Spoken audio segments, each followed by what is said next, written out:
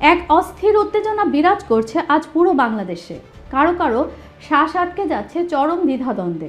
জনমনে একটাই প্রশ্ন, আসলে কি হতে যাচ্ছে দেশের রাজনীতিতে?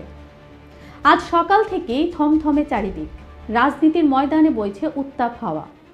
রাজপথে বিরোধী দলের রাজকীয় আন্দোলনের ডাক, আর সাধারণ মানুষের চোখে মুখে অজানা আতঙ্ক। সামাজিক যোগাযোগ মাধ্যমের টাইমলাইন জুড়ে এখন শুধু ঘুরে বেড়াচ্ছে গণভোটের রায়, সংবিধান বদলানো, বিপ্লব আর গণ অভ্যুত্থানের মতো সব ভারী আর ভয়ঙ্কর শব্দগুলো। বাতাসে কি তবে বারুদের গন্ধ, নাকি নতুন কোনো ঝড়ের পূর্বাভাস? দেশ কি এক অনিশ্চিত গন্তব্যের দিকে ধাবিত হচ্ছে? আমরা প্রতিকার যে পেলাম না, এতে আমরা না, এতে দেশবাসীর তাদের রায়ের প্রতিফলন হলো না, মূল্যায়ন হলো না। সময় ঘনিয়ে আসছে, এক চরম অনিশ্চয়তার অপেক্ষায় থমকে আছে কোটি মানুষ।